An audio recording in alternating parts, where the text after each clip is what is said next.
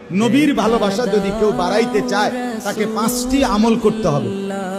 কয়টা আমল? আবার বলেন কয়টা আমল?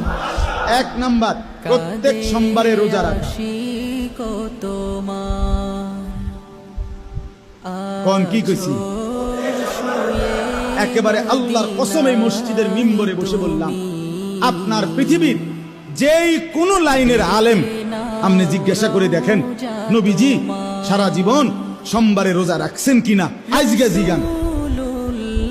যদি কোন আলেম বলে রাখে নাই, তো আমার বিচার হইব কোম্পানিগঞ্জ বাজারের স্ট্যান্ডে, তাহলে আমার বিচার হবে।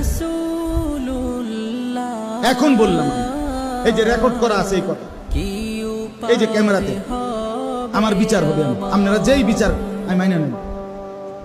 রাসূলুল্লাহ সাল্লাল্লাহু আলাইহি সাল্লাম প্রত্যেক সোমবারে রোজা রাখেন।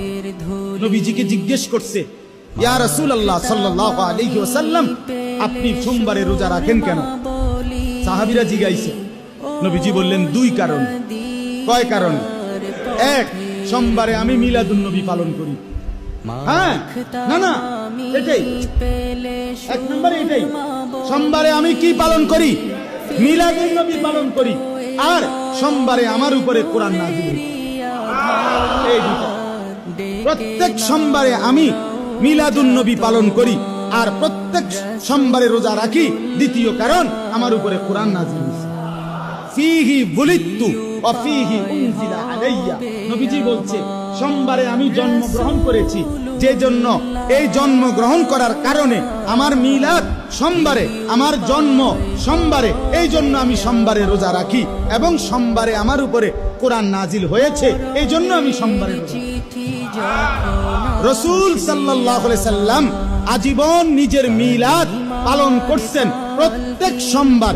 বছরে 1 দিন না, বছরে 1 মাস না, প্রতি বছর 52 সপ্তাহ মিলাদুন নবী পালন করছেন। প্রত্যেক সোমবারে রোজা রাইখা নবী একে তো পালন করছেন প্রতি সোমবারে 52 সপ্তাহ, দ্বিতীয়ত হইল না খাইয়া তিনি নিজের মিলাদ পালন করছেন না খেয়ে, আর আমনে পালন করছেন খাইয়া।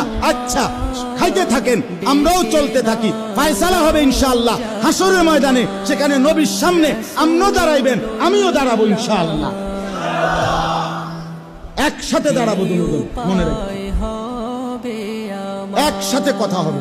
জিগাবো আমিও, জিগাবেন আপনিও, যে হে আল্লাহর রাসূল, সোমবারে আমনে আপনার মিলাদের কারণে রোজা রাইখা পালন করিলেন আর আপনার উম্মতের জন্য খাইয়া পালন করার অনুমতি দিলেন।